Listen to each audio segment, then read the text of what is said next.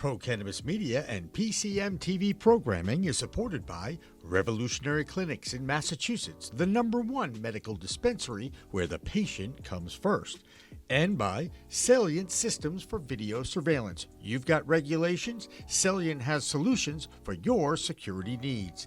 And by Accounting Buds, your #1 accounting solution for the cannabis industry. And by TCP's Style Lighting Grow Kit, all you need to grow. Well, here we are. Thank God it's another Friday edition of Green Rush Live on Pro Cannabis Media. Hi, everybody. I'm Jimmy Young, the founder of Pro Cannabis Media and the host of Green Rush Live this week when we celebrate Women in History Month. Yes, I'm sure you've heard by now that March is Women in History Month. We at Pro Cannabis Media decided we would extend that a little bit and add the word cannabis into it. Duh, it certainly makes sense. Women in cannabis history. And the first person that I thought of who would be a great guest host during this show was a toss-up, to be honest, between both people who are on this show right now. We've got Jamie Pearson, the CEO of Bhang Nation. Hi, Jamie. Hi. And thank you so much for joining us. And also, speaking of legends, Mara Gordon from California. Hello, Mara. Hi there, Jimmy. Thank you, both of you, for joining us here today. And it is a celebration of women in cannabis history. And my dear friend and a regular on our show, Kurt Dalton, had written a beautiful newsletter about why he thinks the future of cannabis is females. Jamie, is the future of cannabis in females, or is it already here? It's a good question. I would say cannabis is a female plant. The future of cannabis should be female. I've long stated that I think women should have a seat at the table. And so I think I'm going to have to answer in the affirmative. Yeah, there you go. And Mara, what's your immediate reaction to that comment? Is the future of the cannabis industry female? Well, there's a difference between what is reality and what it should be, in my opinion. In my opinion, it should be, because women tend to be the healers and the nurturers and families, and understand they've been making medicines for millennia. The reality of it seems to be quite different, though, unfortunately. And I also feel like there's a little tiny bit of like, let's give a lot of attention to the women while we're back on the other side exploiting and doing everything else. So I would take one step further, Jamie. We don't need to have a seat at the table. It's our table. And we need to start deciding who we're going to let in, because right now they've corrupted it. Yeah, they being the other gender. Is that the idea, Mara? Well, I'm not binary. I mean, I don't believe, yeah, but I would say that it's not just men. It's women that are taking on the whole way of male energy and not keeping going. I mean, I don't want to start getting all esoteric, because I'm that's not my nature.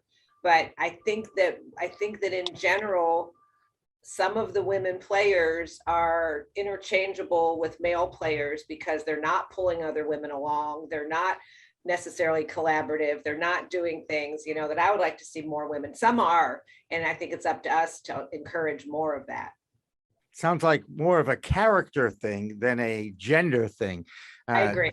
Yeah. So, and by the way, I know Jamie knows this about me. I apologize for my gender and my race pretty regularly on this show, because I really think the old white guy has screwed up this country, but good, over a couple of 100 years. Okay. I really believe that. There's more and more evidence of that every day.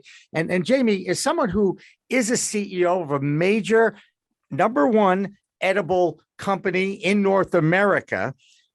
Are there some things that you have learned from your male counterparts, or by their mistakes have you learned more? Well, this is it's an interesting topic all the way around. And I'll say this: my undergraduate degree is in women's studies. So I probably have learned, on a formal level, more than the average person on the topic of gender studies. But I will say this whole, men bashing or, you know, lifting women up. I just really feel like I don't really want to participate in that so much, or have a we they experience, because there are women that I absolutely admire and love working with and learn from, and there are men that I absolutely admire and love working with and learn from. Um, uh, uh, and I wondered, you know, your comment about, is it a character thing? Um, I don't know if even if it's a character thing. I think some of it's just um,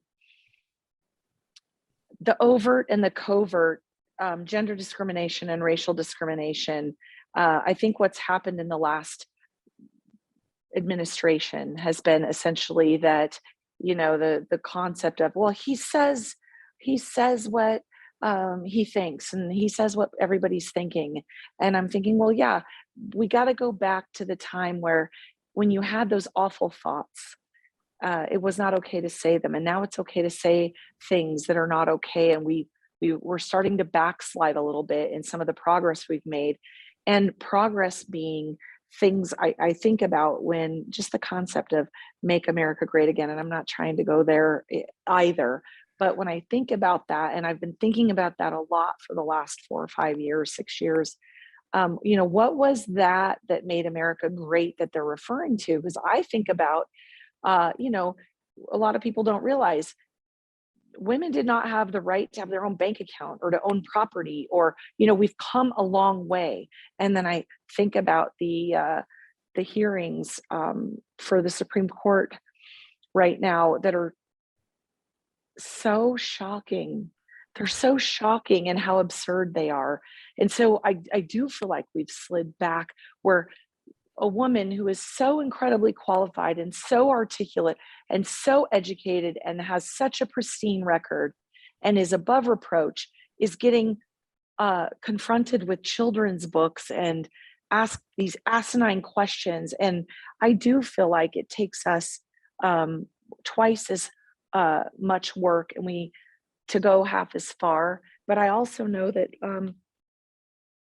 people get tired of the conversation, and then you almost lose some credibility when you're known as the face of feminist business. And I'll tell you this, I've been a feminist my whole life, and I believe the definition of feminism is just the fact that women are people.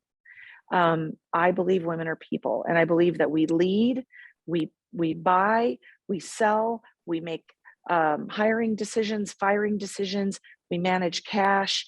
We're doing everything that our male counterparts are doing. And in many circumstances, we can take COVID as a great example, and we can take the women-led countries that really had the best COVID records. Women are great leaders because we tend to be empathetic, and we don't have to be the smartest person in the room, and we don't have to be dogmatic, my way or the highway. Women do have a more collaborative approach. But anytime you're making a broad sweeping generalization about a race or a gender, you're going to run into trouble. And what I would say is that I'm glad that we celebrate women, and I also hate it, because I don't want to be a woman leader. I just want to be recognized as being a leader. But I also really appreciate people understanding that I sit in rooms often where I'm the only woman in the room. Oh, and I'm talked over and patted on the head, you know, figuratively, and discounted and mansplained. And that shit it does happen. It happens on the daily. And so, yeah, it is hard to be a woman leader. And I do appreciate the recognition, and I appreciate the opportunity to lift other women up. But I would really like us to get to a place where that it isn't a thing anymore. You know, I want to comment on that, if I may, Jimmy, because I could not agree more so. The only thing that I would say, though, is that there are stereotypes. There's always going to be exceptions, but stereotypes happen because there is also often history to prove out some of it. And like, I don't sit on women's panels because I feel like it's like, let's leave all the serious business to the men, and then we'll throw a women's panel together and say, oh yeah, we honored the women. You know what? Stop honoring me. Just listen to me. So, for example, I spoke at a conference the 1st of March. first day of Women History Month. And it was 18 speakers, and I was the only female speaker on the schedule. And I mentioned this to, obviously I had posted it and it went viral and all that crap, but I mentioned it at the reception the night before. And one of the scientists that was speaking, who, I mean, he's a quasi-scientist, but he's one of the scientists the night before said, well, maybe more women need to get involved in science and stuff. And I almost and wring his neck. You know, I've been in STEM for, 30, 40 years now, and whether in technology or in this or whatever. And I think that women have a way of thinking that we have to somehow be overqualified to be able to be legitimate in a way where maybe historically males could, wing it more to get there and figure it out as they go. But I think that in cannabis in particular, I want to see more of the opportunities being laid out for legacy. And those legacy tend to be more of the females. It's just the reality. When I got into this business, all the medicine makers were pretty much women. The men were more the growers and the women were the ones making medicine. So that's just gotten lost. And as a result, I think that, with exceptions like Bhang, we have this like real homogenization of and mediocrity around what's available now in the cannabis industry. I mean, we just have to look at this latest merger. It's like too mediocre making, put them together, they just make it more mediocre. I'm glad you said it. Yeah. I was hanging around with the Cresco Lab group last night, so I can totally understand the fervor about MSOs. But I want to go back to something you said, Jamie, because I so appreciate that you verbalize that. The we, they, us, them, black, white, Jew, Gentile, black, white. I already said that. We are all one family of humanity. And at some point, you have to embrace the differences amongst us, even though there are plenty of things in the human element that are frail, different, and I don't care what gender it is. We have to accept that, look, right now, we all know this. We could be blowing up the earth anytime now. We've got, and someone across the ocean there over the pond doing horrible things to women and children. And for what purpose? I don't get it. I never have understood wars to begin with. I protested the Vietnam War in the 60s and 70s. And, this is my reality is how are we ever going to advance as a human race, as a society, if we don't embrace those that are different than us? And we should, and Mara, what you just said, we should respect all people's right to have an opinion, a right to express yourself without using words that hurt, because some words do hurt. Right. And Jamie, we've had some great discussions about all sorts of different things. So I'm going to get off this heavy subject here, because we are getting closer and closer to 420. And I do want to take a break at 420 like we always do. But I want to, first of all, give an update a little bit on Bhang Corporation, Bhang Nation. How is it going with them? I know that you're coming to my native state of Massachusetts because I hang out at the Trulieve dispensary, and Media Day, I believe, is Monday when they have a soft opening of their new dispensary in Framingham. So give us an update on your company, and then Mara, I'll come to you and get an update on your life too. Things are great. We're I just couldn't be happier. And yes, we are in Massachusetts, and the partnership with Trulieve is going really, really well. And, one of the things I'd like to, mention is that, Kim and Valda and Alex, they're the three sort of C-suite people that I deal with at Trulieve. And, Valda Coriat's the CMO and Alex is the CFO, and Kim is the CEO. So you've got these two incredibly smart, competent women, and that work synergistically with Alex as the CFO. And what I find is that they listen to what I have to say, and one of the things that they're really, really doing, not just talking about it, not giving it lip service, but really doing is they do, and they don't do it, they do it just so naturally. They have,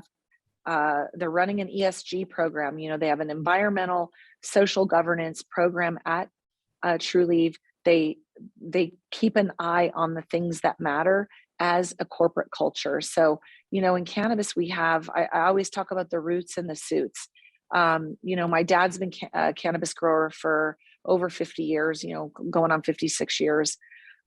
Definitely a root, you know, risked life and liberty for the plant. And what I would say is that I never considered myself a root. I consider myself a suit. And then, you know, you go into these meetings and this happens to me where I'm, you know, I call it out kissing frogs. Like, I'm going to open a new state. I'm going to go talk to all these, you know, invariably it's always guys. I go talk to a bunch of guys about, you know, will you bring Bhang to the state? And, you know, the one exception is in Illinois, I'm dealing with a woman named Laurel Diniff. She runs Bedford Grow, and strong, powerful, really intelligent woman.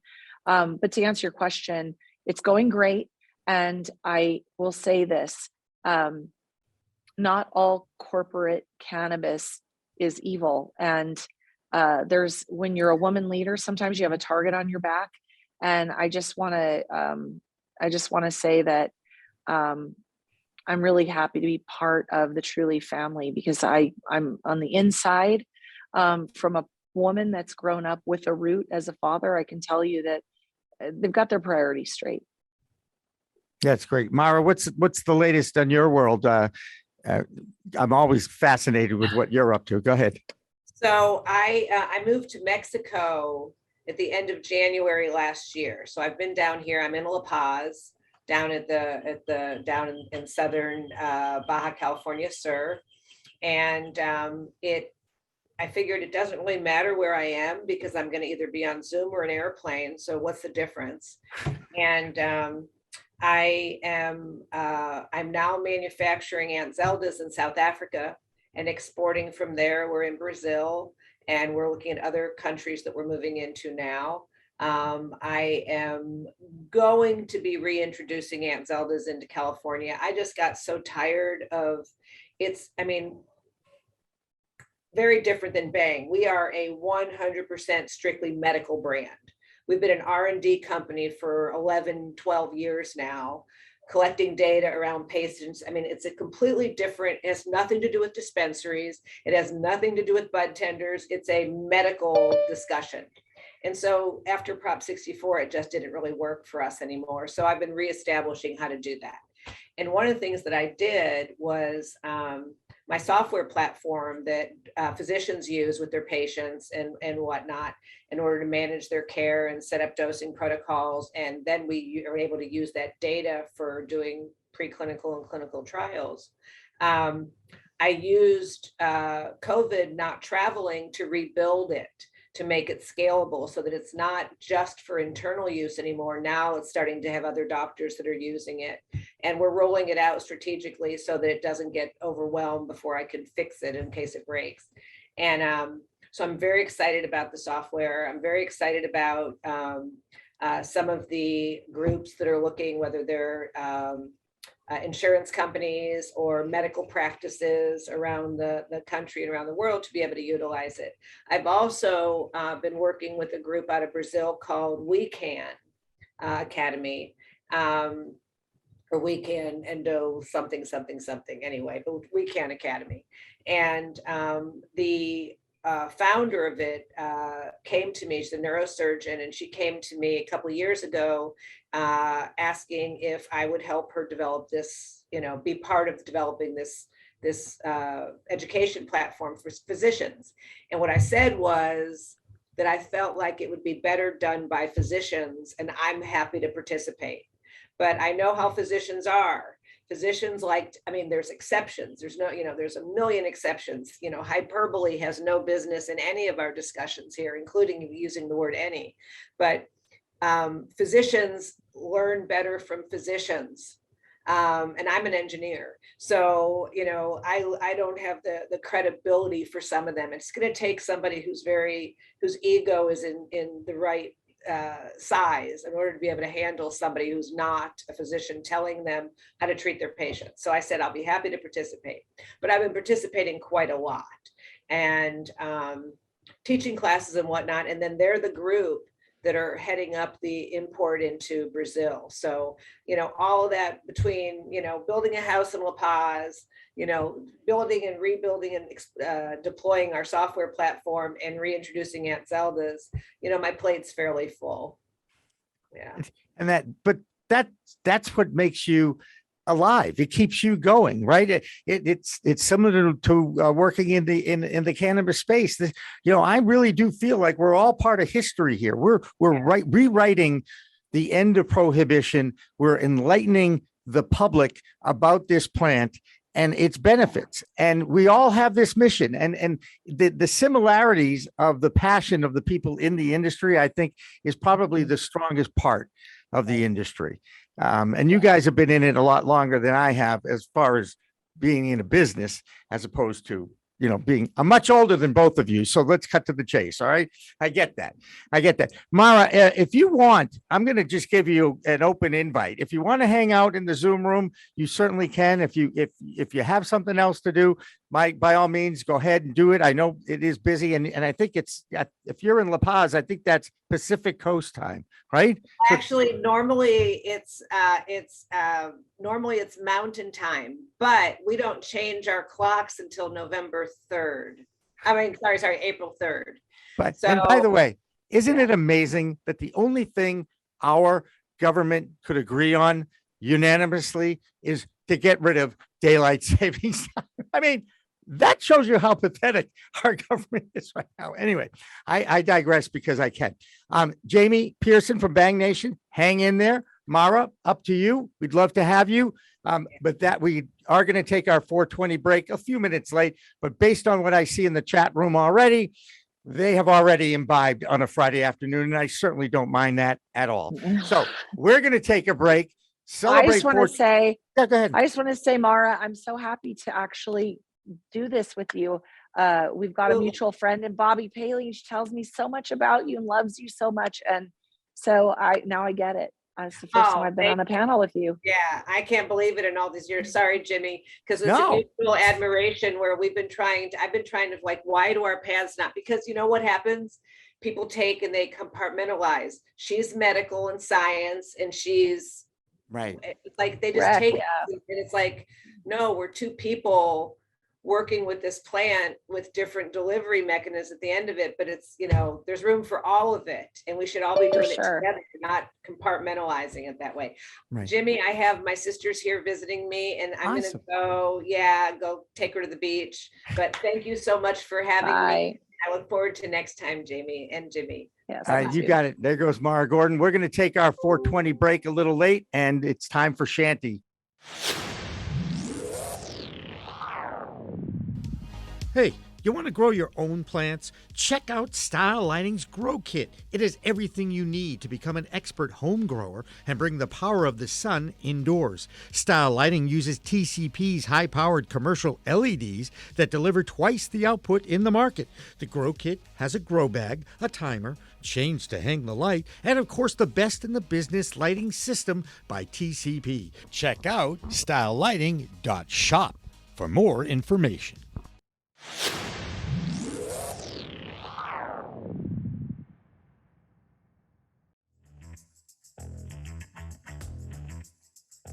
Hi, my name's Tai Chang. I'm the president and founder of Aloha Green Apothecary in Hawaii. We're a vertically integrated medical cannabis company with 3 dispensaries, 1 extraction lab, and 1 cultivation center near the North Shore of Oahu. We have over 150 employees now, and we've been working with Adaptive HR to meet our human resource needs. We're super excited to work with them as we expand, and we've grown at least 2-3 times over the last 2 years. So we look forward to a good relationship with Adaptive, and come visit us in Hawaii anytime. Aloha.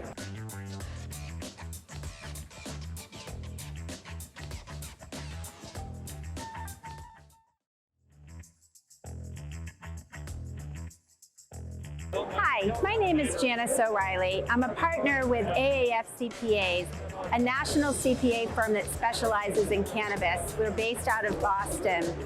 We have been working with Adaptive HR for several years and have recommended them to our clients, who have all been extremely happy with their service and their responsiveness.